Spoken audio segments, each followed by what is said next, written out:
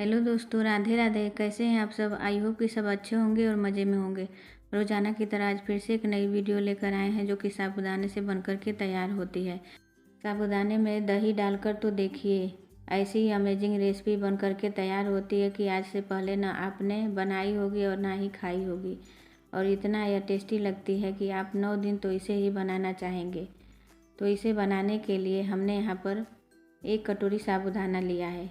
यदि आपको ज़्यादा इस रेसिपी को बनाना है तो आप साबूदाने की मात्रा को बढ़ा सकते हैं, लेकिन हमने यहाँ पर 1 कटोरी साबूदाना लिया है।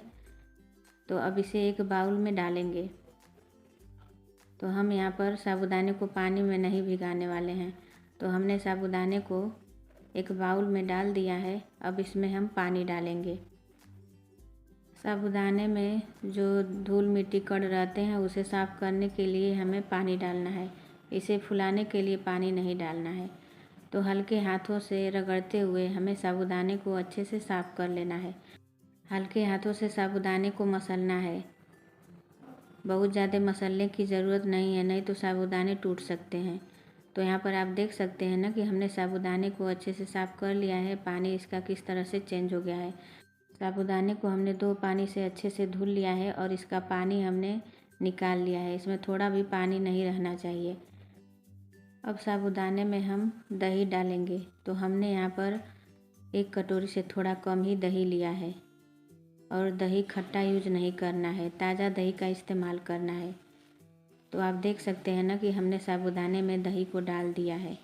ऐसी रेसिपी बनती है कि आज से पहले ना आपने बनाई होगी और ना ही खाई होगी। बहुत ही बढ़िया और टेस्टी ये रेसिपी बनती है। तो साबूदाने और दही को हमें चम्मच की मदद से अच्छे से मिला लेना है। एक बार इस रेसिपी को बना लेंगे तो 9 दिन तो इसे ही बनाना चाहेंगे। सभी को यह बेहद पसंद आएगी और बहुत ही कम सामानों में यह बन करके तैयार होती है। तो हमने दही और साबूदाने को बढ़िया से मिला लिया है। अब इसे हम ढक करके 1 घंटे के लिए छोड़ देंगे ताकि दही में साबूदाना अच्छे से फूल करके तैयार हो जाए, क्योंकि हमने पानी का इस्तेमाल नहीं किया है। अब चलिए चलते हैं कि बढ़िया सी चटनी बना लेते हैं। तो हमने यहाँ पर मूंगफली को भून करके दरदरा पीस लिया था। तो इसमें हमने 1 चम्मच मूंगफली को बचा लिया है। अब इसमें 2 चम्मच नारियल का बुरादा डालेंगे। साथ ही में 2 हरी मिर्च का इस्तेमाल करेंगे। आपको तीखा ज़्यादा पसंद है तो आप मिर्च की मात्रा ज़्यादा भी कर सकते हैं। आधा इंच हमने अदरक का टुकड़ा लिया है। इसे छोटा छोटा काट करके डाल देंगे ताकि पीसने में आसानी हो।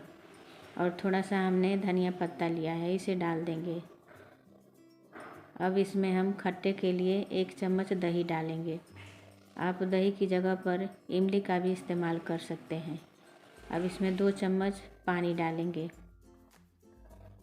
और यहाँ पर जो व्रत वाला नमक होता है उसका हमने यूज किया है। तो यहाँ पर स्वाद अनुसार नमक डाल देंगे और चटनी को हम बारीक पीस करके तैयार कर लेंगे। तो आप देख सकते हैं ना कि यहाँ पर व्रत वाली बढ़िया और यम्मी चटनी बन करके तैयार हो गई है। अब इसे एक बाउल में निकाल लेंगे। इस चटनी को आप बिना व्रत के भी इंजॉय कर सकते हैं। बहुत ही बढ़िया और टेस्टी बन करके तैयार होती है। तो हमने यहाँ पर व्रत वाली चटनी को बना करके तैयार कर लिया है। अब चलिए चलते हैं साबूदाने को देख लेते हैं। तो 1 घंटा हो गया है। साबूदाना बढ़िया से फूल करके तैयार हो गया है। तो आप देख सकते हैं ना कि यहाँ पर साबूदाना जितना हमने लिया था उसका 2 गुना यह फूल करके तैयार हो गया है। हाथों से मसल करके देख सकते हैं। बहुत ही बढ़िया, यह पानी से भी बढ़िया फूल करके तैयार हुआ है। तो अब साबूदाने को हम बढ़िया से हाथों से मसलेंगे ताकि साबूदाना इकट्ठा हो जाए। यहाँ पर बाउल छोटा लग रहा है तो इसे हम एक थाली में ट्रांसफ़र कर देंगे ताकि इसे मसलने में दिक्कत ना हो। तो हमने साबूदाने को थाली में डाल दिया है। अब तगड़े हाथों से इसे मसलना है। हल्के हाथों से मसलेंगे तो साबूदाना इकट्ठा नहीं होगा। तो इसे थोड़ा मजबूती से हमें मसलना होगा। 2 से 3 मिनट लगता है, साबूदाने हमारे इकट्ठे होने लगते हैं। तो इस प्रोसेस को करना ज़रूरी है। तो आप देख सकते हैं ना कि हम साबूदाने को किस तरह से मसल रहे हैं। अब यहाँ पर साबूदाना हमारा बढ़िया से इकट्ठा हो रहा है। अब इससे ज़्यादा इसे मसलने की ज़रूरत नहीं है। अब इसमें हमने 3 मीडियम साइज़ के आलू को पहले ही बॉईल करके अच्छे से मसल लिया था।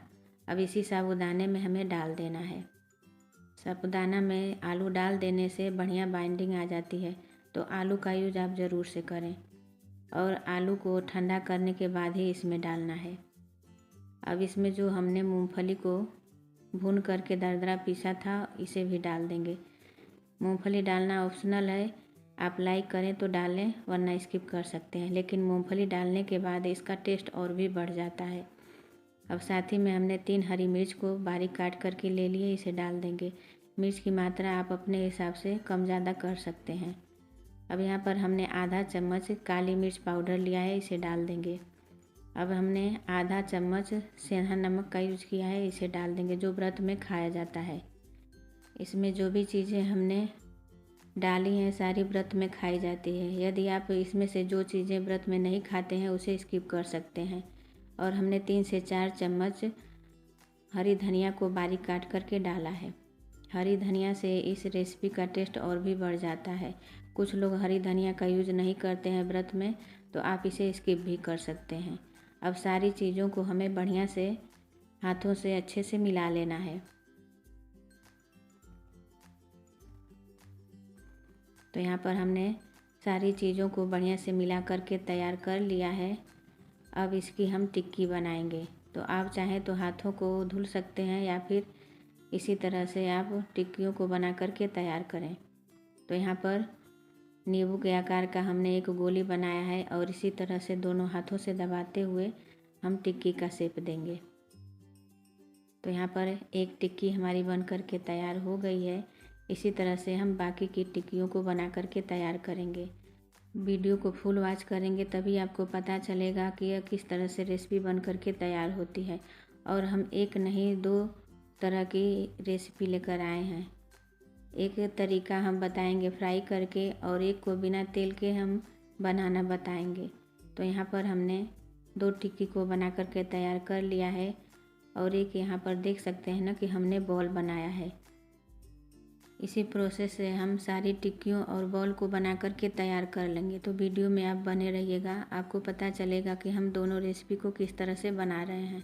तो हमने गैस पर एक पैन रख दिया है। पैन में हमने जो व्रत में तेल खाया जाता है उसका यूज किया है। तो हमने यहाँ पर मूंगफली का तेल यूज किया है। तेल जब अच्छा खासा गर्म हो जाए तो इसमें हम एक एक करके टिक्कियों को डालेंगे।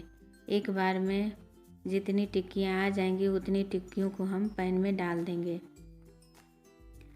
और पहले फ्लेम को हाई रखना है। टिक्कियों को डालने के बाद फ्लेम को हमें मीडियम कर देना है।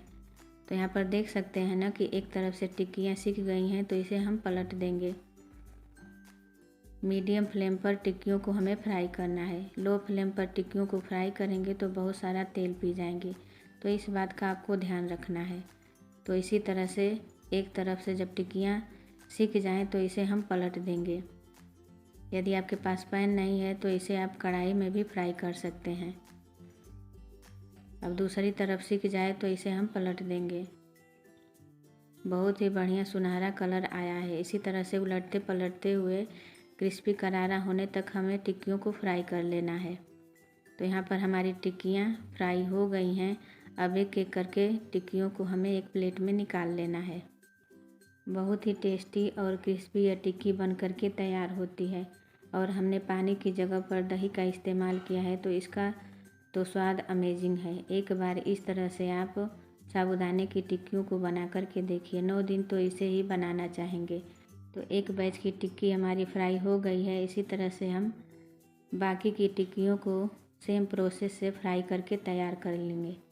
पहले हमें फ्लेम को हाई रखना है और जब टिक्कियाँ हम डाल देंगे इसके बाद फ्लेम को मीडियम कर देना है और एक तरफ से जब सिक जाए तो इसे हमें पलट देना है। तो इस तरह से आप टिक्कियों को फ्राई करेंगे तो कम ही तेल में टिक्कियाँ क्रिस्पी करारा फ्राई हो जाएंगी और तेल भी ज़्यादा नहीं लगेगा। तो इसी तरह से उलटते पलटते हुए हमें टिक्कियों को फ्राई करना है। अब चलिए चलते हैं दूसरी रेसिपी की तरफ। तो यहाँ पर हमने अपने पैन रख दिया है, इसमें हमने एक एक बूंद तेल डाला है। अब इसमें हम जो बॉल बना करके रखे थे उसे डाल देंगे। तो हमने यहाँ पर 6 बॉल ही बनाए हैं और हमने टिक्कियों को फ्राई किया है। तो इसे हमें लो फ्लेम पर ही ढक करके 2 से 3 मिनट तक पकाना है। हाई फ्लेम करके इसे पकाने की आप गलती मत करिएगा। तो यहाँ पर देख सकते हैं 2 से 3 मिनट हो गया है। अब ऊपर से हल्का सा हम तेल डाल देंगे। बहुत ही कम तेल में यह बन करके बॉल्स तैयार हो जाता है। तो जो भी तरीका आपको सही लगे, आसान लगे, उस तरीक़ों को आप अपना सकते हैं। जिसको कम तेल खाना है वो इस तरह से साबूदाने और दही की ये रेसिपी बना सकता है। तो इसे उलटते पलटते हुए हम फ्राई कर लेंगे। तो आप देख सकते हैं ना कि हमारी टिक्की फ्राई होकर के तैयार हो गई है। हमने इसे चटनी के साथ सर्व किया है। आई होप कि मेरी वीडियो आपको पसंद आई होगी। पसंद आई है तो प्लीज़ लाइक करें, चैनल पर नए हैं तो सब्सक्राइब करें। तो आप सभी को मेरी तरफ से नवरात्रि की हार्दिक शुभकामनाएं। इसी तरह से मैं हर रोज़ आसान और यूनिक वीडियो लेकर आती रहती हूँ। फिर मिलेंगे नेक्स्ट वीडियो।